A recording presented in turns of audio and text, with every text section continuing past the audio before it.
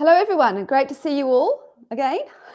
My name is Kate Tarrant. I work for the Lower Blackwood Landcare Group based in the southwest of Western Australia. And for those of you that don't know us, we're a not-for-profit independent land care organisation with an interest in sustainable agriculture and the broader environment and river health in the Lower Blackwood catchment. You can find out more about us and the work we do on our website at lowerblackwood.com.au. Today's webinar is delivered in partnership with the Lower Southwest Growers Group and is supported through funding from the Augusta Margaret River Shire Environmental Management Fund and SoilWise. SoilWise was funded by the National Landcare Program, Smart Farms Small Grants, and Australian Government Initiative, and is supported by Healthy Estuaries WA, a state government program. So thank you very much to our funders. Before we kick off, I'd also like to acknowledge that our Lower Blackwood catchment and the work we do falls within Wadandi and Pibbleman Budja. We recognise and respect that Wadandi and Pibbleman ancestors and their descendants are traditional custodians of this country and that they have a long and continuing connection to this land. Most of you will know the drill already, but for newbies, just a few words about how the webinar will run today. You may have noticed that you can hear us but not speak yourselves, and that's deliberate so we can keep things moving along. You can definitely ask questions though. Don't be shy, just type your question in at any time to the chat box and I'll make sure it gets asked at the end of the presentation. Don't worry though if you do have to leave early or drop out, as we will be recording the session and I'll email that out to you next week. Right, well, finally, to the reason you've all tuned in, I'm delighted to have presenting to us today holistic management educator Dr Judi Earl. In addition to her PhD in pasture ecology, Judi has extensive experience in how grasslands and pastures respond to grazing and fertility management. Judi has a special interest in working with land managers to enhance the condition and productivity of their land through improved understanding of ecosystem function and more effective utilisation of available resources. Today, Judi will be talking to us about planning your grazing for the growing season, which is right now upon us, looking out the window at all the green grass. So without further ado, I'm going to hand over. Welcome, Judi. Thank you very much for that introduction, Kate, and it's very good to be back with you, even if it is virtually, and talking about all things to do with the Southwest. So as you said, today is really the purpose is to focus on planning for the growing season. So as usual, I tend to talk more about principles rather than being too prescriptive, but so there's not too much specifics in terms of the how-to, because we've covered that in a previous webinar, but the principles of grazing planning are the same, but there's obviously a slight variation around dealing with the growing season. So we'll get on with the show here. So with anything really, and specifically when it comes down to grazing and grazing management, it's really important to have clear goals or objectives in terms of what you're trying to achieve. So for example, you might have a particular focus on improving the health of your land, or more specifically the health of your soils. You might be aiming to maximize plant growth for the season or maximize biological activity, or you might really have a focus on animal production, or alternatively increasing the perenniality of your pastures. So, but then there may be another factor altogether that's your primary driver, and that will come down to the individual.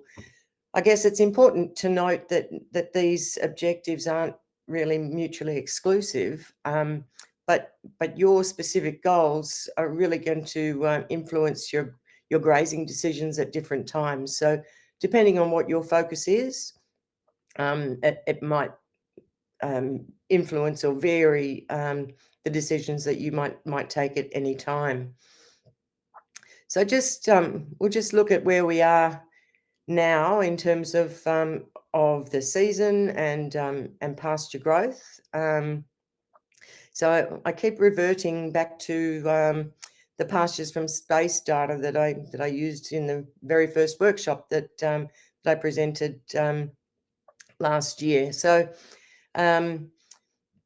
the rainfall and temperature data I've accessed from the Bureau of Meteorology, and the pasture data may or may not be immediately relevant to your specific situation, but it probably importantly serves as a starting point, but also I think emphasises the importance of setting your own pasture benchmarks for pasture growth.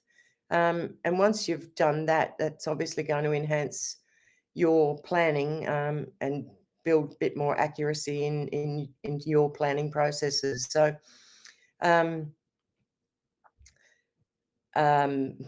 sorry, I just had a message flash up. So, the important thing to note is that these are averages, and the averages is rarely occurs. So what we've got here on this graph is the rainfall here represented by the blue bars.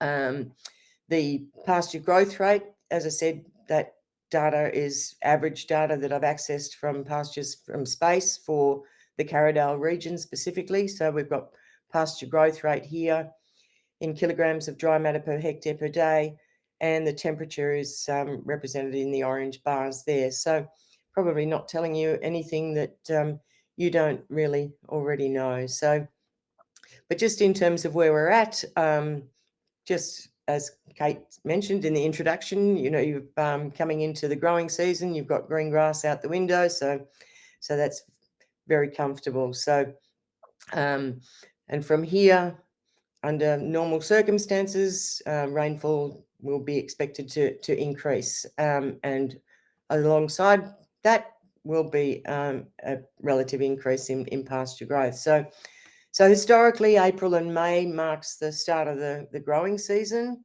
and given the comfortable position that you're in with the favourable start this year, you've probably got more than the normal 4 to 6 weeks active growth before the cooler weather sets in. And even though the rainfall is going to be favourable, pasture growth is going to be significantly or mostly limited by temperature during that winter period. So in terms of critical dates, we're really at one of those critical dates. Probably the most critical date for budgeting and planning is coming into the non-growing period, but secondary to that is actually planning now most effective growth through the active growing season. So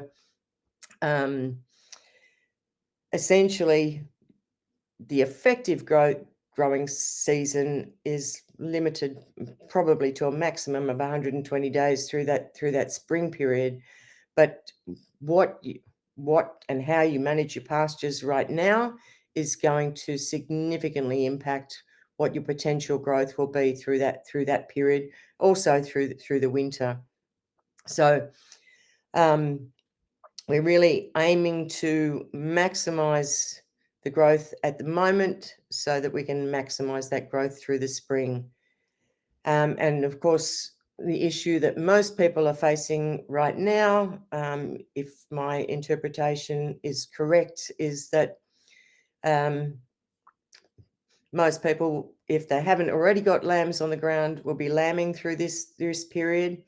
And so as the demands on the pasture are increasing, it also coincides with the most critical time for pastures and managing those pastures to actually optimize growth through that entire growing season. So it's really critical to be kind to your pastures at this time of the year to really set yourself up for maximizing growth through the spring. So, and I've often said that in terms of management, you need to be about 6 months ahead of the game. So how you're managing your pastures coming into the growth period will set you up for potential maximum growth during this peak growth time.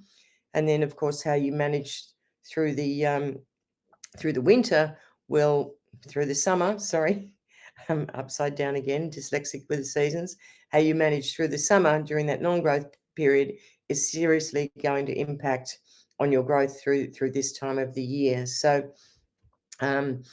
given that your pastures are just starting to kick off, it's really important to be kind to them at this time. I'm sure anybody that's been to any of my previous presentations will have seen this slide before. It's one that I pull out regularly, but I think it's important, I guess, to remind how all plants basically, or all pasture plants, pasture grasses, have the same basic sigmoidal growth pattern. So for you, in your situation at the moment, you've got these newly germinated or newly growing, if you've got perennials of any description, plants that are trying to gather resources to put on that leaf growth. And at the moment, they're going to be highly nutritious and highly digestible, with a very high moisture content.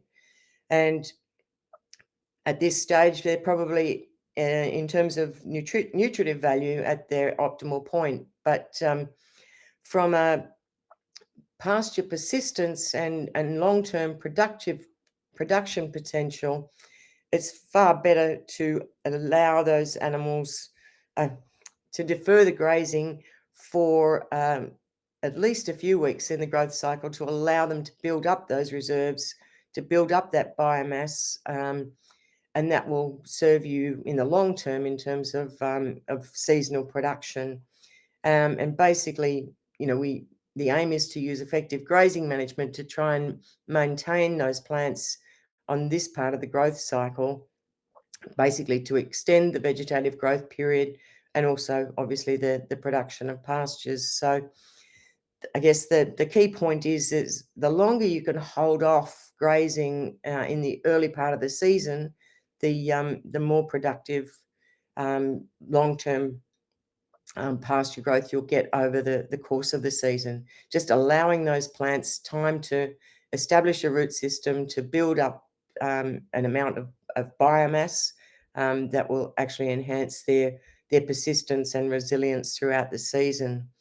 So there are a few of the basics. So just moving on to the principles, the key principles that we're looking at to guide decisions through the growing season. So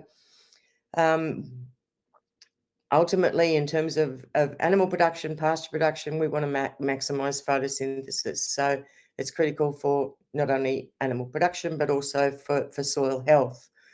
We want to improve plant density, and of course, grazing is one of the ways to actively enhance the more growing tillers that you have per unit area on any area. We want to maintain the residual, and that's one of the drums that I continue to beat. We want to avoid the second bite as far as possible, and manage utilisation, which is so important for long-term or at least seasonal annual pasture production, but it's also important for long-term production as well, particularly if you're talking about perennial pastures. We need to focus on planning appropriate recovery periods, and obviously trying to optimize animal nutrition. So for the next little while, I'm just going to focus on each of these topics in a little bit more detail, and hopefully, as I said, give you the essential principles for managing grazing through the growing season. So ultimately, we want to maximize photosynthesis. Essentially, that equates to pasture growth and vigor. If you're in a grazing business, then the pasture really is the basis of your animal production, but it's also the basis of soil health. So plants and plant roots specifically are really important, a really important component of the soil. So while your animals are the end product, your level of production and potentially profitability is really dependent on how much grass you grow. And as I said, those plant roots are a key component of soil and really significantly influence as all elements of your soil health. So animals, obviously, through their grazing, have a significant influence on pasture growth and production, and ultimately the health of your landscape. So, you can't look at one element in isolation. The soils, the plants, and the animals are all interdependent and all equally important. So, actually maximising the growth and production of your pastures is really about increasing that plant density, so that's more plants per unit area, and also it's enhanced by increasing plant diversity. So maximum diversity means if you've got more plants growing in the pasture, you've got more plants able to take advantage of whatever conditions might come up from year to year. So you've got more plants able to take advantage of those conditions. So maintaining residual herbage mass is one of my mantras. Is the more you leave behind in terms of pasture, the faster it grows. So maintaining residual herbage mass is really critical in terms of enhancing production and soil health. So at this time of the year, ideally you want to be looking at a residual herbage mass of around about 7 centimetres of pasture, around about 2,000 kilograms. So it's going to impact significantly on the soil's surface temperature. So maintaining that level of cover, around about 10 centimetres of cover, research done in the New England here in New South Wales indicated that the soil surface temperature would be up to 7 degrees warmer during winter. So this is really critical in terms of plant growth, because the growth points on your pasture grasses are basically at the soil surface. So it's really important to try and minimise the daily temperature fluctuations to ideally maximise plant growth. So as I said, that temperature at the growing points is going to be a major influence on plant growth. So having that good residual canopy cover really acts like a blanket over the soil surface and can minimise those daily fluctuations. So maintaining a residual of around about 7 centimetres, 2,000 kilograms of dry matter per hectare is going to limit the potential of any plants to be overgrazed. And if you can minimise plants being overgrazed, then you're going to minimise any damage to the root system. One of the key definitions of overgrazing is where the plant root system is damaged. So if we're maintaining living roots and maintaining a more constant temperature, we're going to be maintaining and ideally increasing microbial activity and microbial biomass throughout those cooler months. So more roots and more biological activity is going to enhance soil structure and improve nutrient cycling as well. So the other thing is that once the herbage mass falls below around about 1,500 kilograms of dry matter per hectare, you're going to compromise ground cover. And as soon as those gaps appear in the pasture, that's providing the perfect invitation and opportunity for those undesirable species, otherwise commonly referred to as weeds, to germinate and establish. So the vast majority of those problem species in pastures are annuals or annual species, and they generally have a requirement for light to germinate. So maintaining maximum ground cover and a good canopy cover, a good residual herbage mass, really limits the opportunity for those plants to get established. So if you've got high levels of plant density and good ground cover, and plants with robust root systems and the associated soil biology, then soil water infiltration is going to be enhanced through the improvements in soil structure. So if you've got higher water infiltration rates, then you're going to have higher levels of plant available water for those plants in your soil.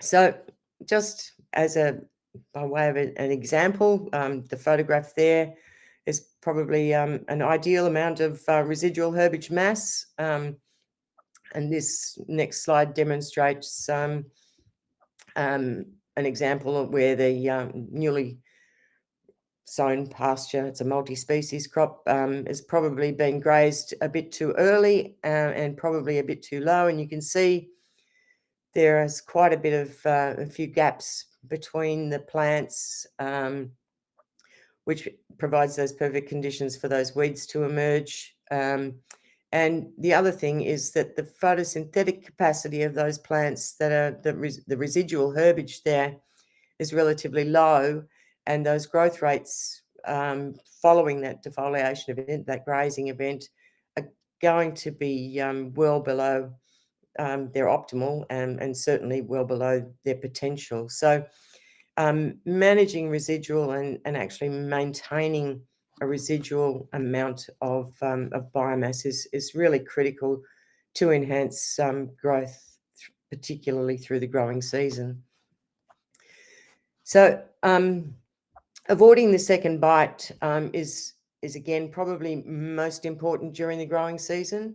And happily, the pasture density on your places will be much higher than is shown here, but it sort of serves a purpose to demonstrate the principle. So where you've got plants where the herbage mass is and the height of those plants is acceptable, probably over 10-15 centimeters, it's really rare that an animal will graze below, particularly cattle, below that ideal of 5 centimeters. So if you're leaving at least 5 centimeters of green leaf on those plants, then the potential damage to the root system is minimized, and the fuel or the energy for regrowth of those leaves is going to be provided predominantly by photosynthesis. So that second bite that will occur on plants during the growing season is often on the regrowth, and if that regrowth is being driven by energy from the roots, then those plants are going to be significantly overgrazed and their growth rates will be retarded. So I guess the key point is, aside from the fact that keeping in mind that grazing occurs one plant at a time, so the changes in your pasture are going to be happening one plant at a time, even given that the pasture is the management unit. This is the level of change that's occurring in your pastures. So, but the thing is, basically grasses and grazers have really evolved with each other over millennia. So I don't think that there's any coincidence that the comfortable bite height, particularly for the larger ruminants, is also the appropriate height to maintain the health and the vigor and the production potential of pasture plants. And of course, the other element is that once the herbage mass gets below about 2,000 kilograms of dry matter per hectare in the pasture, and certainly once it gets to the level of 1,500 kilograms of dry matter, the capacity of cattle in particular to actually harvest sufficient herbage mass to meet their nutritional requirements starts to become compromised. So given that dry matter intake is really a key driver of animal production, it's really important to try and keep that level of residual herbage mass around about 2,000 kilograms of dry matter per hectare, and certainly not below 1,500. I guess in terms of the grazing height for sheep, it's probably less of an issue. They have the capacity to graze plants lower, but again, if they're going into a pasture that's got a relatively higher amount of herbage mass, then less of those plants are likely to be excessively defoliated. And it's certainly an issue across the board in terms of pastures. So the other thing, of course, to remember is that what you see in terms of plant material above the ground is going to be a reflection of the root material below. And when you consider that the roots are the most ecologically important organ of the grass plant, they're also the most vulnerable.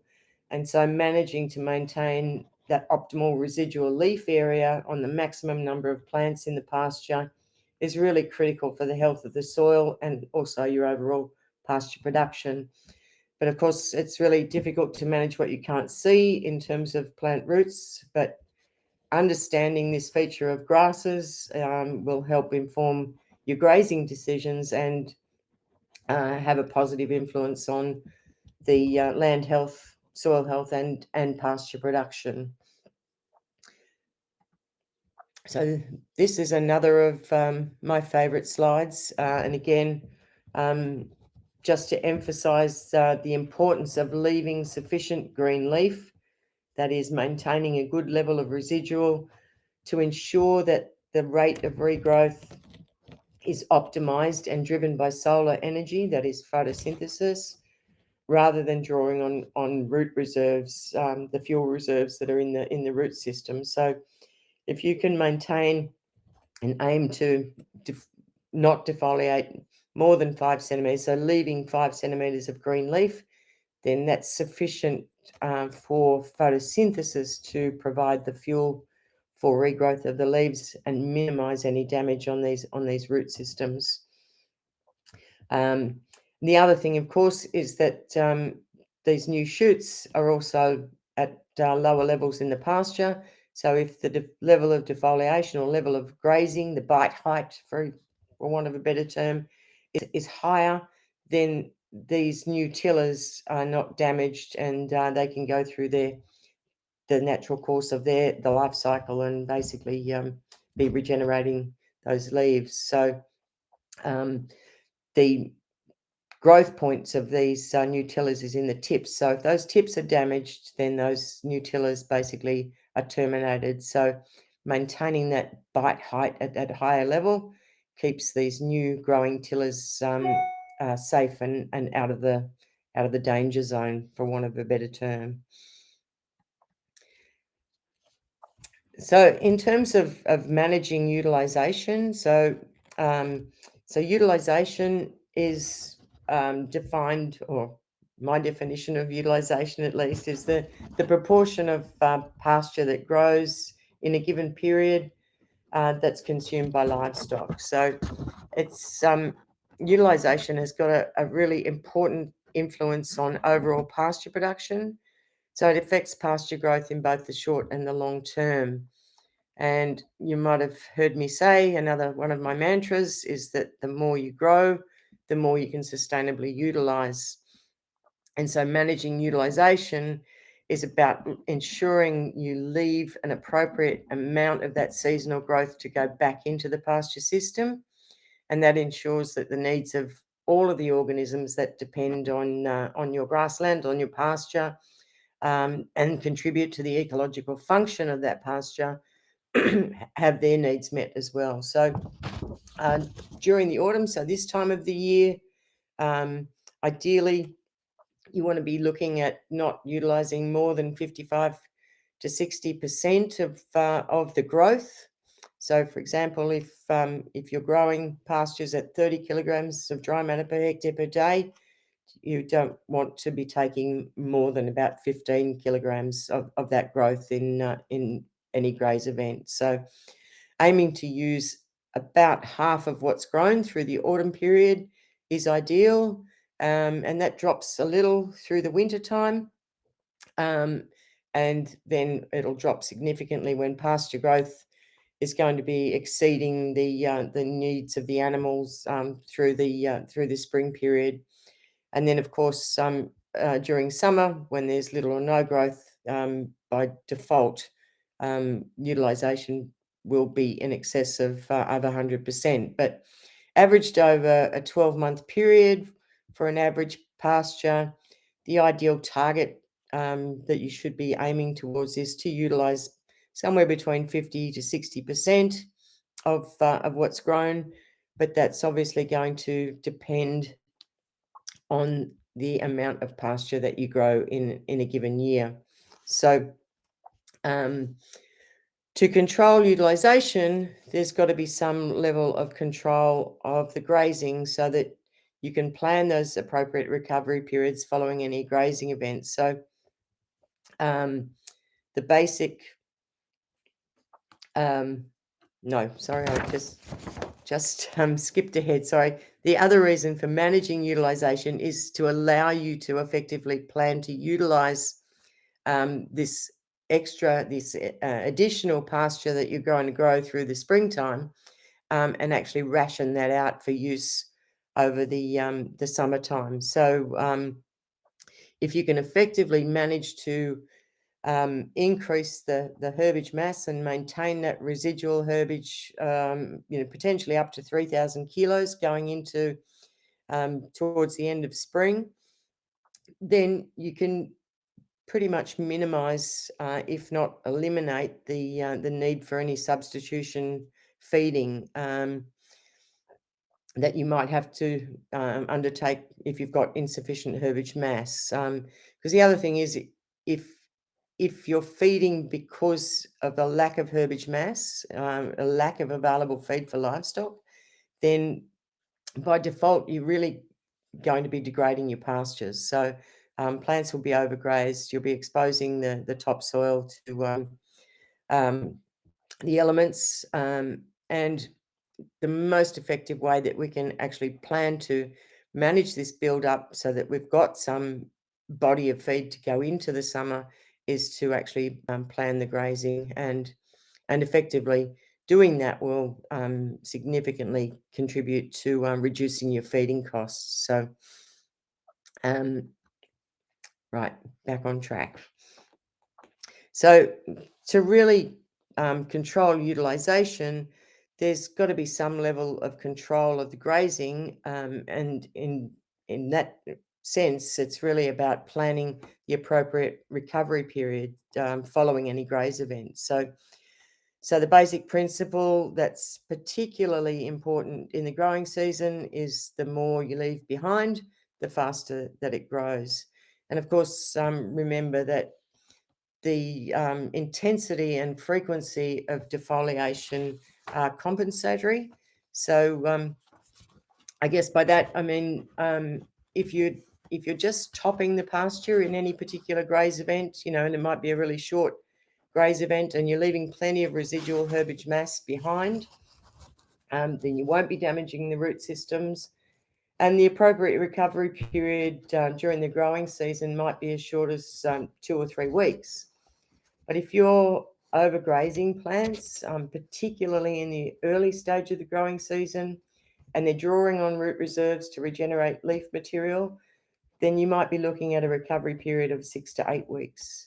And even that might not be enough. So the appropriate recovery period is really going to depend on the rate of pasture growth, and that's going to be significantly influenced by your grazing management and previous graze events in combination with the seasonal conditions. So you can really effectively manipulate or impact pasture growth through managing the grazing through this critical stage of the year. And obviously remember that that the root systems take a significantly longer period of time to regenerate after they suffer any damage or reduction after a defoliation event. With ryegrass, for example, even once the leaf material has regenerated, it can be 6 to 8 weeks or more before the root systems of those plants recover and regenerate adequately. So I don't tend to, whoops, wrong button. I don't tend to focus too much on aspects of animal production, and I expect that there are many people that have got much more expertise in the field than me, but it's obviously a critical element to consider when you're planning the grazing. And I guess I've just narrowed it down to 3 key elements here when considering the nutritional needs of livestock and planning the grazing. And so the first is obviously having a diversity of diet. Just like us, I think most animals prefer to have a choice of what they're eating in their diet.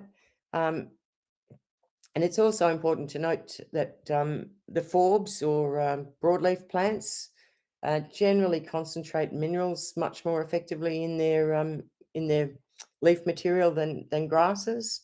Obviously, legumes provide a higher quality forage and more soluble sugars in their leaf material, but really it's grasses that provide the bulk of nutrition in the majority of grasslands. So having that diversity of diet is really essential for animal nutrition, and certainly diversity can be influenced by grazing management.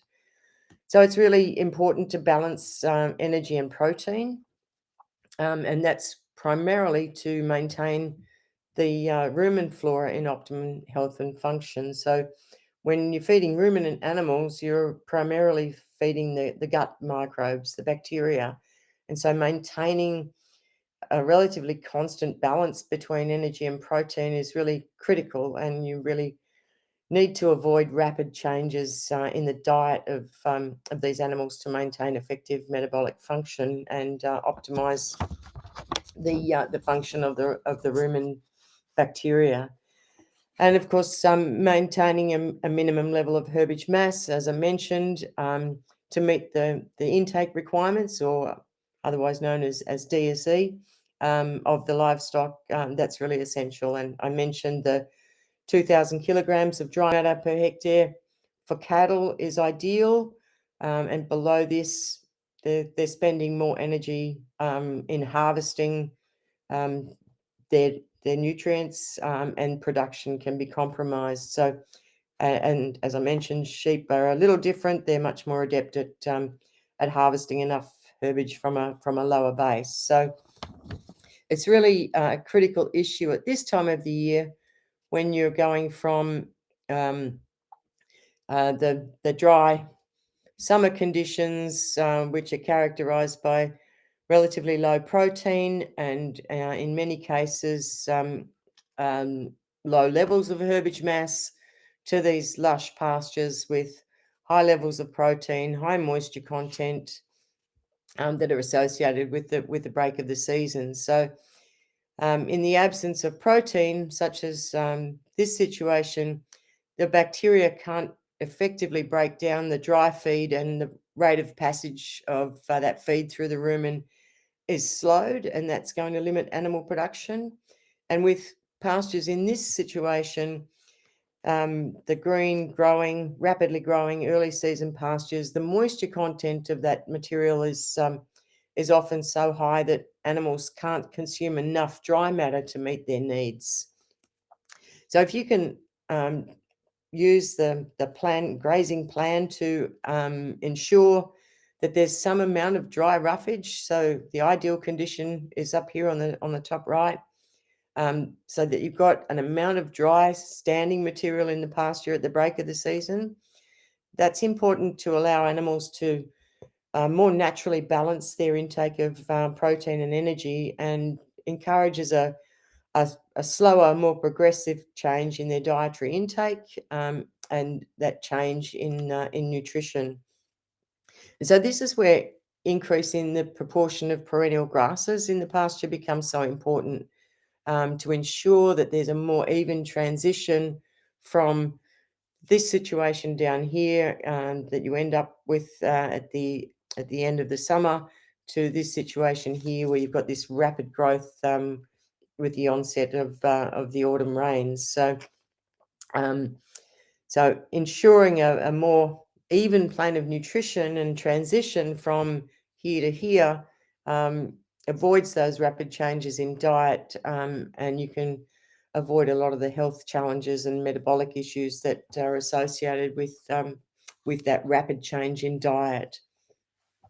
So that's pretty much the why, in terms of why it's so important to plan the grazing through the growing season. So without going into too much detail, I thought I would cover off on the key principles in terms of the how, and it really comes down to a few basic principles, really, in terms of using a regenerative approach to grazing management to effectively control the grazing and maximise growth and production, but also enhance the health and condition of the landscape. So they're really about controlling the grazing so that you can more actively influence and enhance photosynthesis or pasture growth, enhance the density of your pastures and the diversity, maintain that appropriate residual that I keep rabbiting on about, and managing utilisation, which is also so important. So if you don't have control of the grazing, that is, if you've got paddocks that are being continuously grazed or even with relatively long graze periods, then it's not really possible to effectively manage utilisation or achieve even grazing pressure across an area or a paddock. Because grazing livestock are always going to selectively graze. They're going to selectively graze different plants, different species, different parts of plants, and they're going to focus attention more or less on different parts of a paddock. So if you can control their movement across the landscape, it allows some control over those the adverse effects that comes with selective grazing. So many of you would have heard me mention there are 4 key factors that are within your control as a manager to influence plant growth. So they are, to remind you, recovery period, graze period, the amount of herbage mass that you leave, that residual herbage mass, and then, of course, how many stock that you can sustainably carry. So control of those factors is all increased with stock density. So using stock density really allows you to much more effectively control utilisation and therefore the pasture growth. So these factors, these principles that I talk about in terms of regenerative grazing, the key really is to minimise the number of mobs. And for most people, that's really the most effective first step and the easiest action that you can take is to, without changing any infrastructure or making too many changes to anything, just combining mobs is the easiest approach to take to start to apply these principles. And then increasing the number of paddocks per mob. So the more paddocks you have, the more control you have over the grazing. So 15 is the magic number that I talk to in terms of a minimum ideal number of paddocks. Obviously, there's no prescription, and if you've got 4 paddocks, then 6 paddocks is better, or if you've got 10 paddocks, then 12 is better. The key principle is the more paddocks you have, or the more subdivisions, whether they be temporary or permanent, the more control you have over the grazing. So the final number of paddocks that you have is going to depend on the number of mobs and understanding that, again, at this time of the year with lambing and calving, probably most people will be in the situation where they would have more mobs than normal. But again, the quicker you can get those animals back into fewer numbers of mobs, the better it is for your pastures, for the landscape, and in terms of total pasture production. So the movements really need to be based on herbage mass. So particularly in the growing season, we need to monitor the pastures so that you've got a good handle on the potential pasture growth of different paddocks. So that data that I showed in those previous slides in terms of the feed year plan and feed budgeting exercises, I've drawn on those figures. Those pastures from space growth curves may or may not be relevant for your situation, for your pastures. It provides a starting point, but there's nothing that can replace your measurement of herbage mass and developing your benchmarks for pasture growth on your property. Having a grazing plan is really critical. So being able to forward plan the movement of livestock and how they're going to move across the landscape to optimize pasture growth and to also control that utilisation and manage that residual is really critical. Monitoring pasture growth, I think in the lead up to this particular event, Kate suggested reviewing the one of the earlier webinars on the basic method for measuring herbage mass and monitoring pasture growth. So I'm not going to go into that process in any detail, but if you haven't already reviewed that webinar, then I'm sure that that's available for you to go back and check. But I really can't emphasize how important it is to get a feel for your level of pasture production and to benchmark pasture growth on your property. And that will allow you to develop a much more informed grazing plan for the season. And actually controlling utilisation. And as I said, that really comes back to being able to reduce the number of mobs and increase the number of paddocks per mob so that you can more effectively use stock density. And that's pretty well summarised in this slide here. So with fewer and bigger mobs and more paddocks per mob, it really gives you more control over the grazing process. It increases the period between grazing events potentially, and it's going to provide a relative advantage to those species that are more likely to be selectively grazed. So having more paddocks per mob and fewer mobs really gives you the potential to use stock density. And in my opinion, stock density, applying stock density and effectively planning the grazing is probably the most important tools that you've got available to regenerate your land with livestock. It gives you the capacity to really strongly influence and enhance pasture growth and enhance soil health and animal production. And again, without wanting to be too prescriptive, but I really think that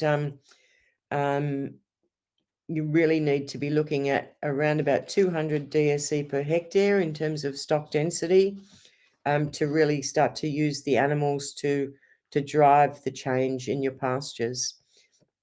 It's not to say that you can't get benefits from lower stock density, but if you're actually wanting to use the animals as the key tool to improve all elements of your pasture production, then 200 DSE per hectare puts you in that ballpark to achieve those levels and to effectively manage utilisation and manage that residual. So managing the stock density and aiming to get towards that 200 DSE per hectare if you can, it gives you the potential to increase utilisation, remembering that if you grow more, you can sustainably use more, and it allows you to actually enhance pasture growth as well, using the livestock as the primary tool.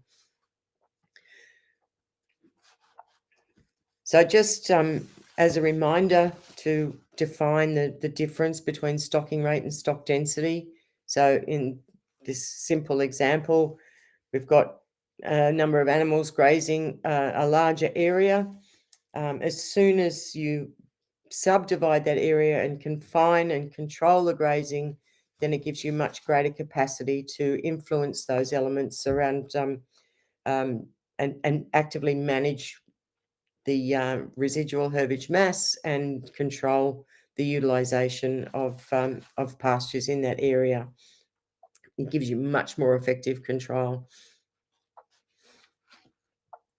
And again, some of you may have seen this. It's just, again, to highlight the impact of stock density. So at 200 DSE per hectare, if we're going into a pasture that's got 3,000 kilograms of dry matter per hectare, so roughly 10 centimetres pasture height, and we want to graze it down to 2,000 kilos, so aiming to leave that residual of 2,000 kilograms of dry matter per hectare, then those 200 DSE per hectare are going to remove 200 kilograms of dry matter for every day that they're grazing. So in a 5-day graze, they will reduce the average herbage mass by 1,000 kilograms per hectare. If we're grazing at a stock density of 50 DSE per hectare, that means that those animals are removing 50 kilograms of dry matter per hectare for every day that they're grazing. Then to achieve that same outcome, to reduce the herbage mass by 1,000 kilograms, will take 20 days. And that's not factoring in any pasture growth, so during the growing season. But the key element in the growing season is that it'll probably occur before 5 or 6 days, that the plants that are bitten on day one in this scenario are under an increasing risk of experiencing a second bite by this period in the graze event. So plants are more likely to experience overgrazing when animals are grazing at a lower density for a long period of time, because obviously a plant that was bitten on day one, the regrowth, the new shoots and the new leaves on that plant are going to be more palatable than other plants in the pasture relatively.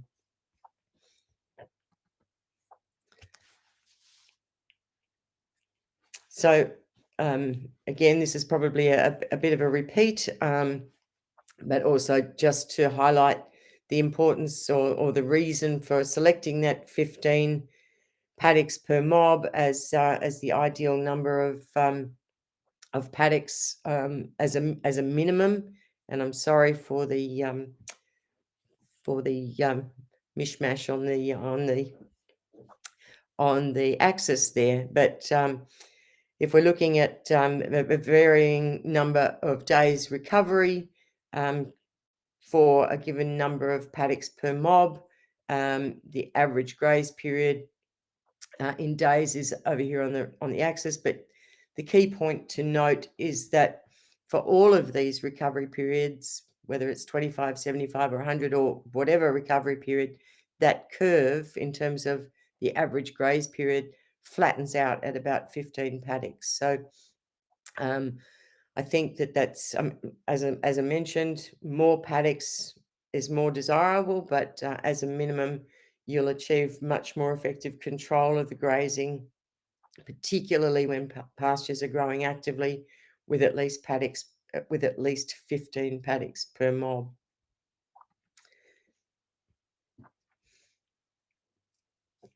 So some of the advantages there are they're just a few that off the top of my head, but most importantly, increasing the number of paddocks per mob gives you the capacity to really use stock density to drive improvements in your pastures and soil health. So it gives you more control, more even utilisation, more plants are impacted, and there's a more even distribution of dung and nutrients. You're getting that more even plane of nutrition, so there's not that rapid change in diet for livestock when they're moving frequently onto fresh pastures. Their plane of nutrition generally won't have that severe shock, so less nutritional issues with more frequent movements onto fresh pasture. The animals become really quiet, and if you're there on a more regular basis, you've got the capacity to identify any health issues relatively early and address those in a timely manner. So the last of the principles was the measurement of herbage mass, and this is as much as I wanted to include on that. For anybody that's not familiar with the process, There's this highly technical ruler, essentially marks the height of the pasture, average centimetres. And in this example here, we've got 10 centimetres of pasture height. It's an average pasture density of 300 kilograms of dry matter per hectare per centimetre. So 10 centimetres high at this average density gives you 3,000 kilograms of dry matter per hectare. So this table here gives you a bit of an indication in terms of looking into your pasture. So this comes back to the density of plants, so how closely spaced plants are on the soil surface effectively. So if you can not see any ground between plants, so you can't see where plants start and stop, then you're looking at an average pasture. And my estimation is that 300 kilograms of dry matter per centimetre is probably a good starting point for most of the pastures that I've seen in your area of Lower Blackwood. Once the pasture gets taller, it tends to get a bit thinner, and you can basically reduce the estimate of density. But getting familiar with measuring herbage mass and pasture growth is really the key to effective grazing management.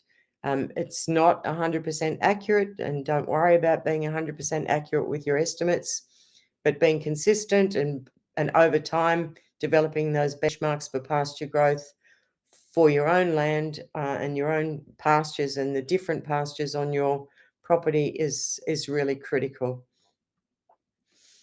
And when it comes to actually putting this information into the plan, and again, in that previous webinar, I introduced the concepts of and this Excel spreadsheet for actually going through and assisting you in the process of developing your grazing plan. So once you have some confidence in estimating pasture growth rates, you can be more informed in terms of the figures that you enter into the program and the variations that you might see from month to month. So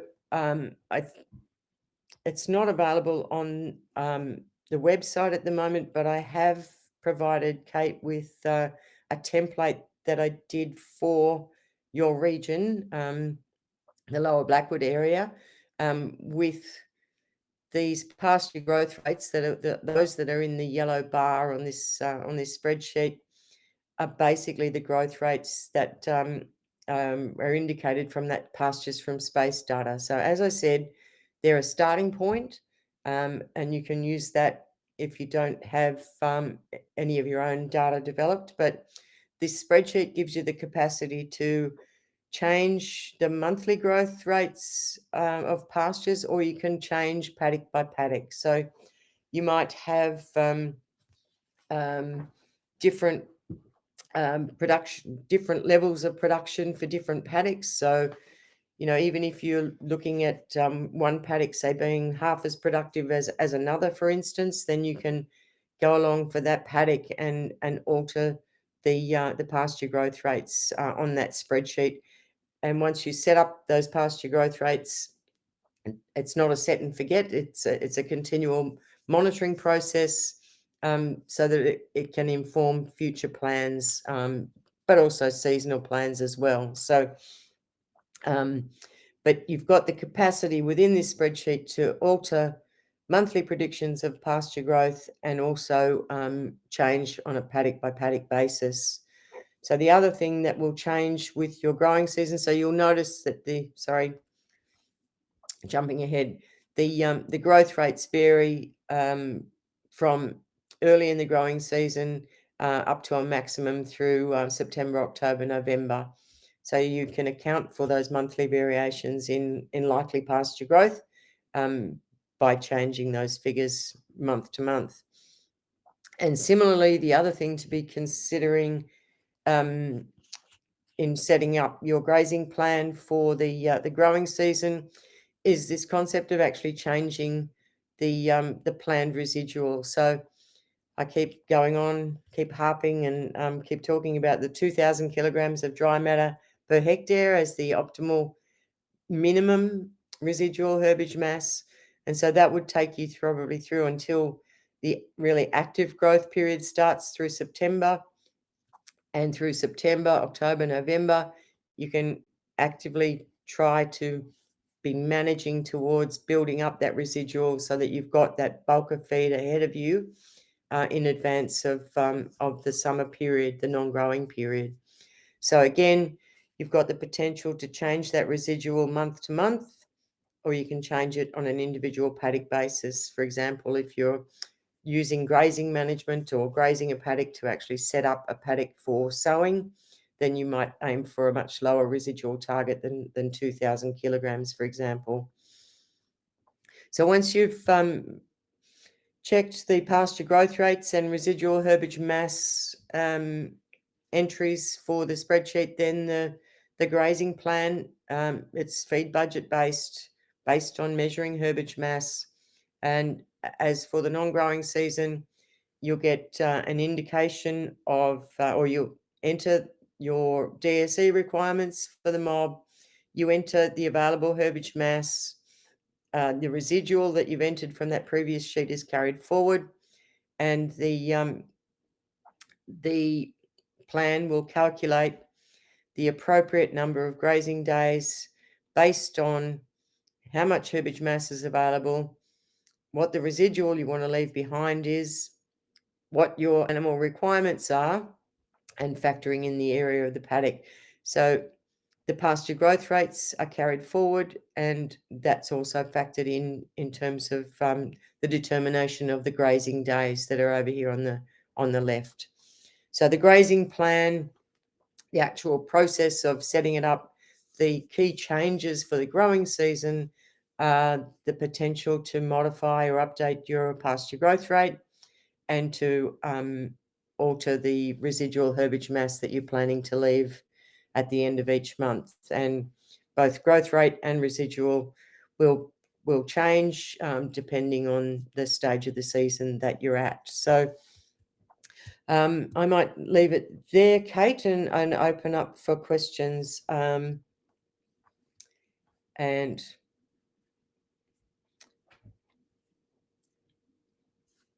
Kate's just coming back online.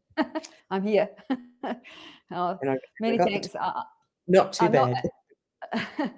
I'm not actually sure how many people actually viewed your last webinar. So, but Right. to me, that was a really great refresher of the grazing principles, and a really sound reminder that you need to go out and measure your pasture. And in fact, I've got my sheep in a sacrifice paddock at the moment, and I'm planning this weekend to start grazing them, but I haven't actually gone out and done my herbage mass calculations so far. So I'll be running out there to do that to make sure I know. But doesn't look like there are any questions. So maybe people are thinking about it as I'm talking. So I might start off. Right at the start, you mentioned being kind to pastures at the start of the growing season, which is right now, really. Can you elaborate a little bit more on that? Because as I said, I'm about to put my sheep in there, and I've got I've eyeballed it. I'm pretty sure I've got about 3,000 kilograms of dry matter per hectare on mine at the moment. But when you're saying being kind, are you saying move them on more quickly, or? It's a really good point, Kate. I think that the temptation is and particularly in the situation in your environment, is you're coming out of a long, generally hot, dry summer, and the temptation is to put those animals onto green pick as soon as it's coming up, and that's why I say be kind. If you can hold off on grazing those areas for as long as possible, keep the recovery period, well, the rest period really, until plants are recovered or grown, in the case of annuals, then you'll see the benefit in the longer term. just allowing as much of the area as long as possible into the growing season to really get their roots down, to get established and build up, that bulk of leaf material. Then the rewards will come later in the season.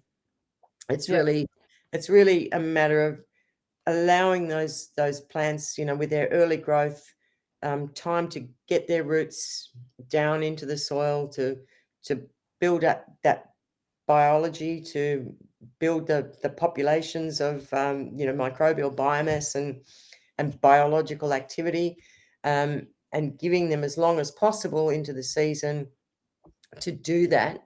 As I said, will generate rewards. Yeah.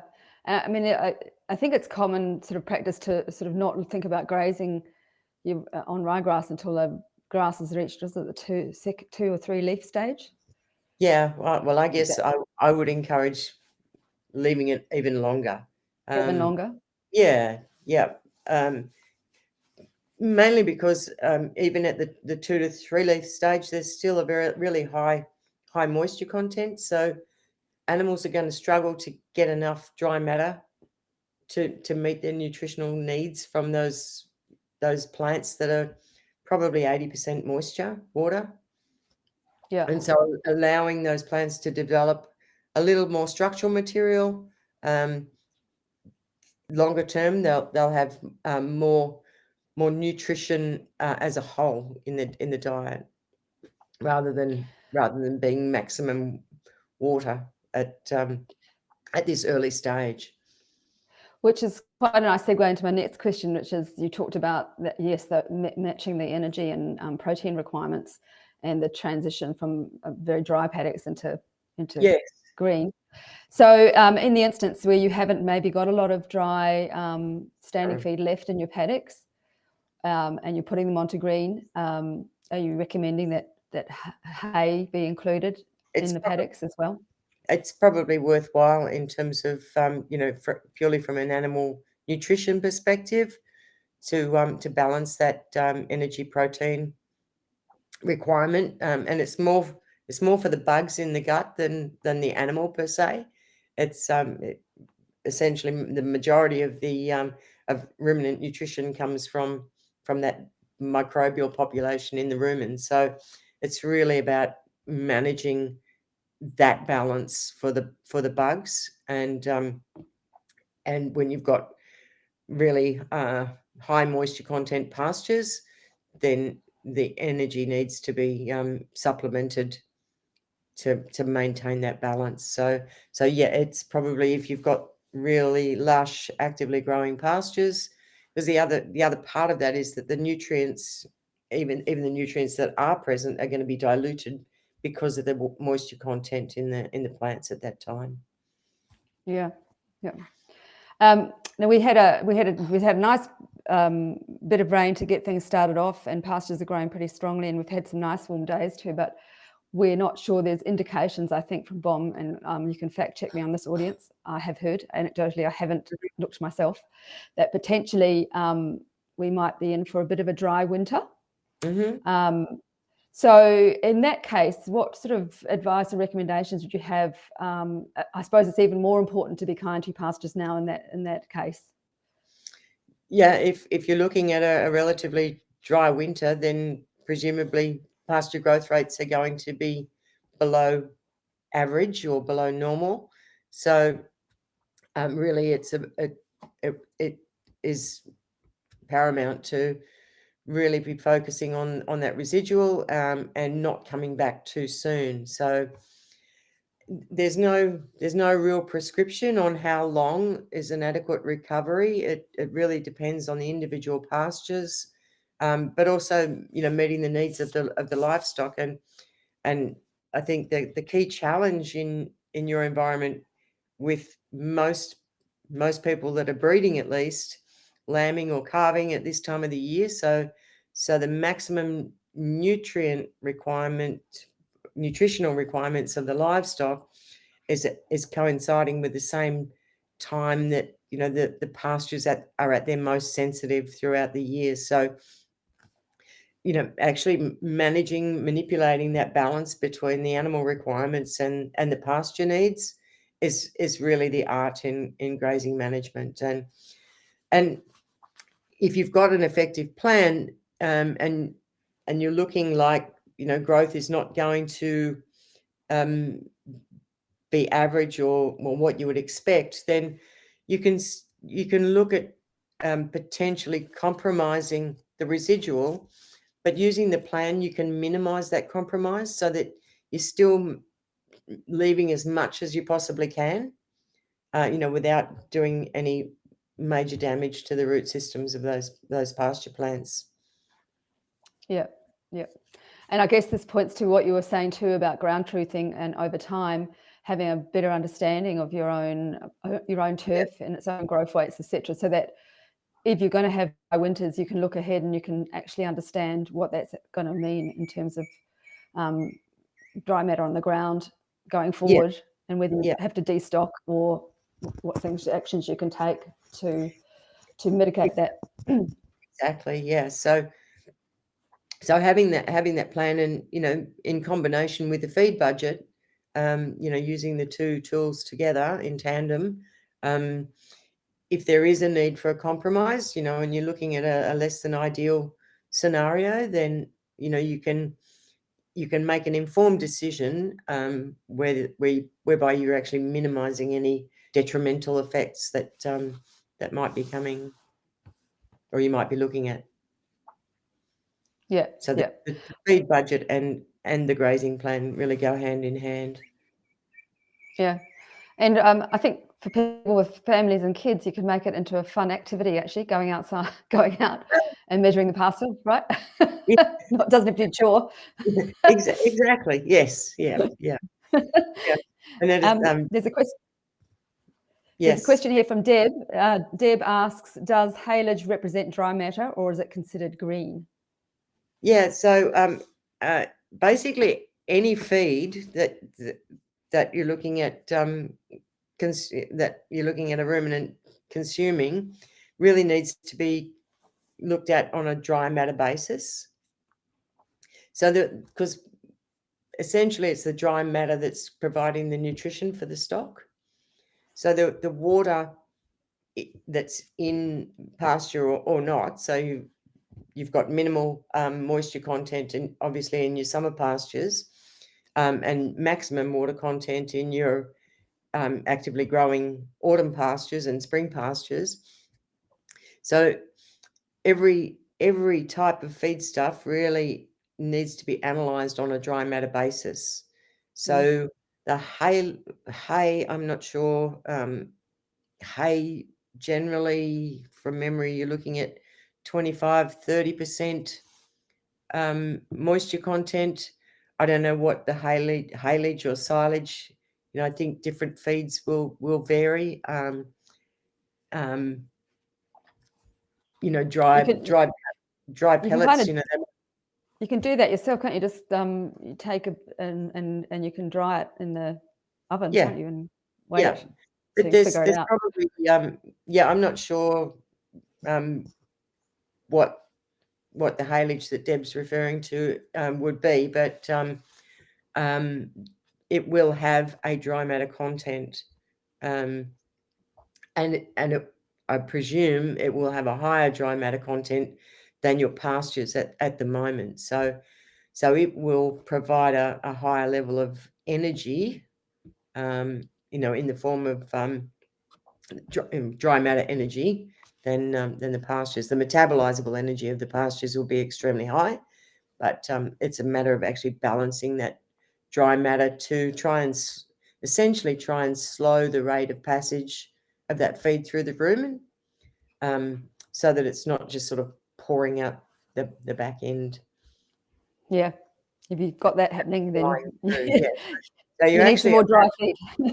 You're actually allowing the microbes in the gut to do their job and actually process that material more effectively. And obviously in the summertime you want to try and speed up the passage so that will stimulate intake, and then through this time of the year you're probably looking to try and slow it down. And that's where it comes back to, if you delay the grazing, so that you're grazing beyond that 3-leaf stage, then there'll be more structural material in the plants, and the nutrition, it'll be more effective, the nutrition that animals are getting from that pasture.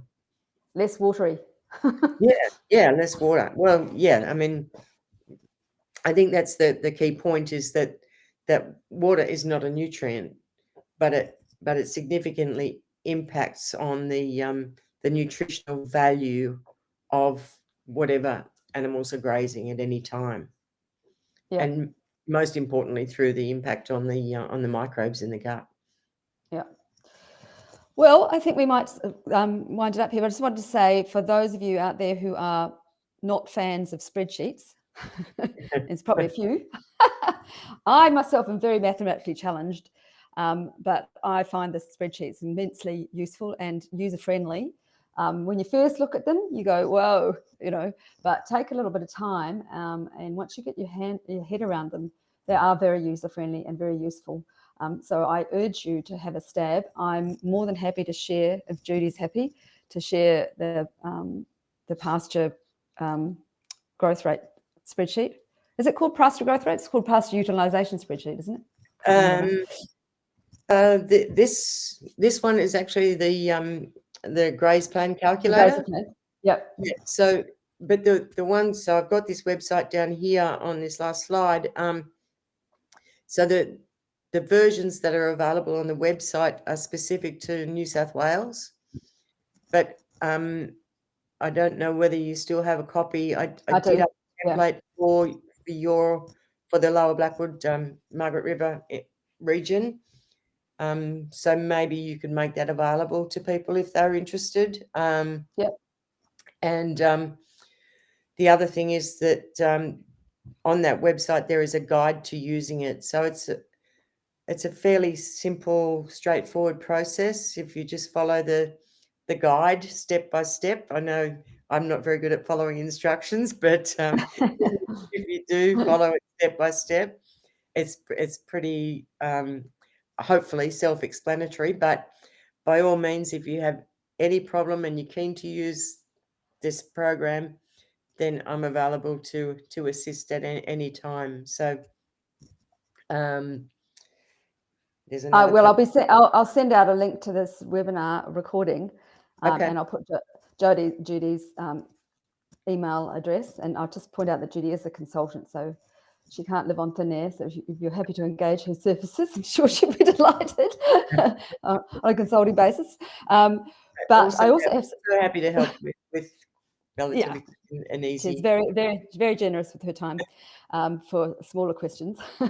But I'm also delighted to let you know that Judy will be heading west once more.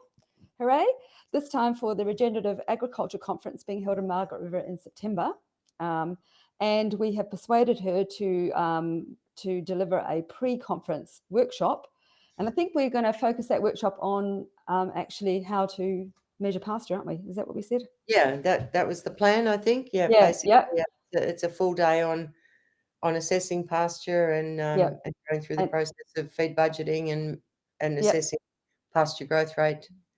So the spreadsheets will feature as part of that day. So if you want to get really hands-on and I mean, I know it's September and you'll have gone through the winter, but still September will still be a good time, won't it, Judy, to have a look.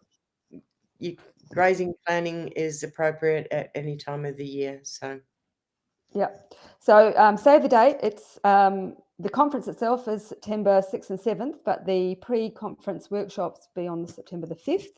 And you can actually check out the conference website at Regen 2023 to express your interest in early bird tickets. And I would advise you to do that, because I think once they're released, they'll sell out really quickly. We've already had about 150, 200 expressions of interest for that conference. So don't delay. That's what I say. So Judy, I know it's very it's late in the evening now. Getting you. Yes. And I think we'll probably leave you to go and have your dinner.